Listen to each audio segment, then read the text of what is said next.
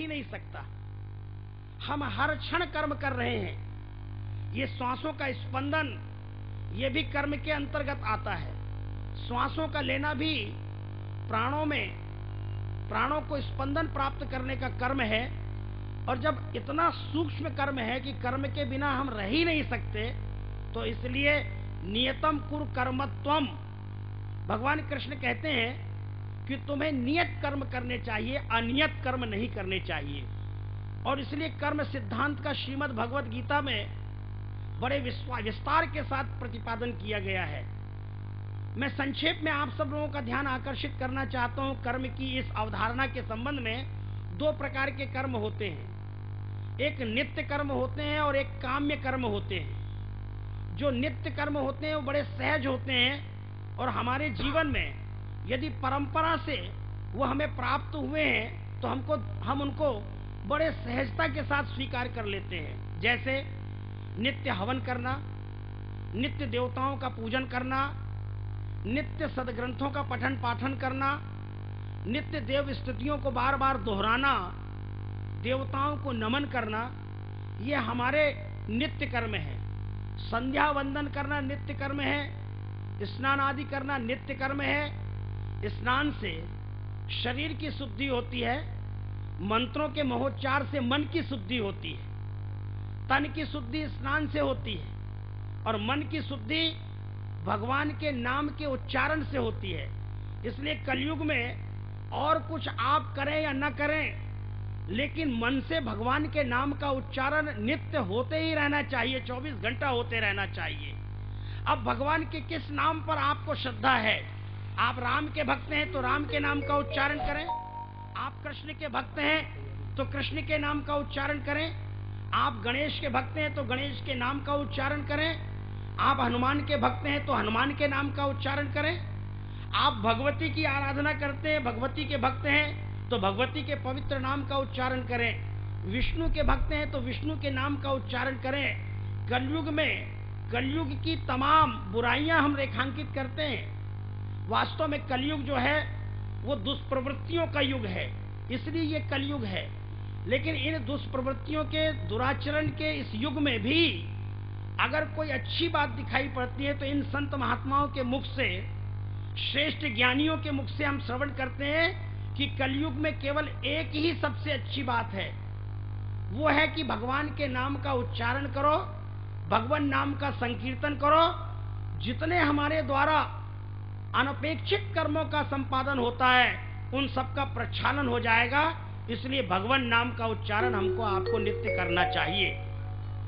जब यज्ञशाला में आप पहुंचते हैं तो मैं यज्ञशाला में प्रवेश पाने के पहले जो बातें हमारे ध्यान में आती हैं, पता नहीं आपने उन बातों की ओर ध्यान दिया है कि नहीं दिया, आचार्य ने आपको उन बातों की ओर आकर्षित किया है कि नहीं किया।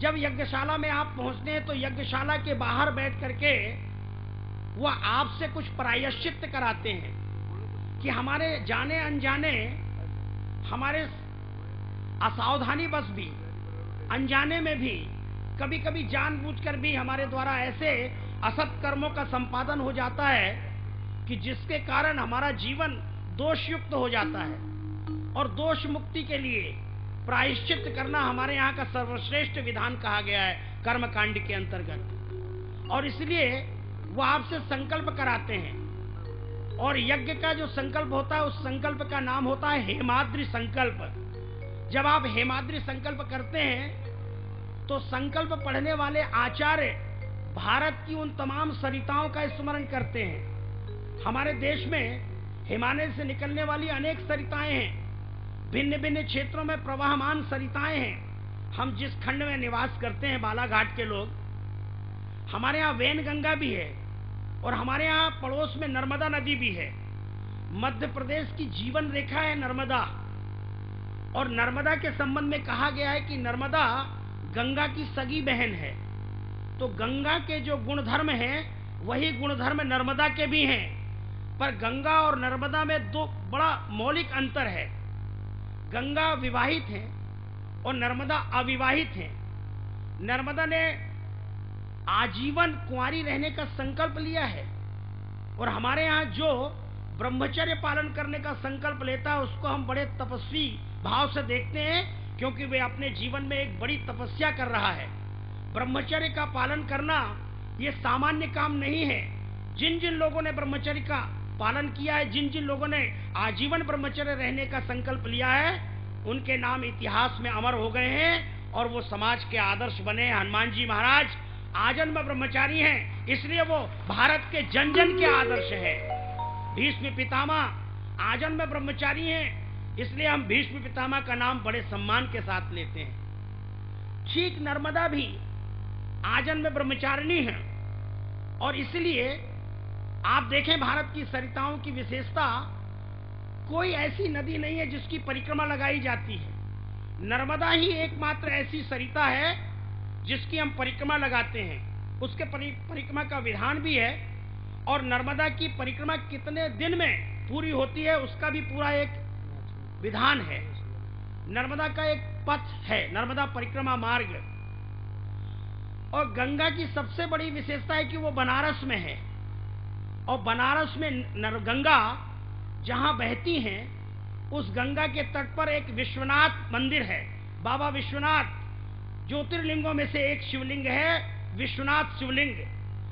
गंगा के तट पर एक विश्वनाथ, लेकिन नर्मदा की विशेषता देखिए, नर्मदा के गर्भ में जितने कंकड़ हैं वो सब शंकर हैं, अनंत विश्वनाथों को जो अपने गर्भ में समेटी हुई है।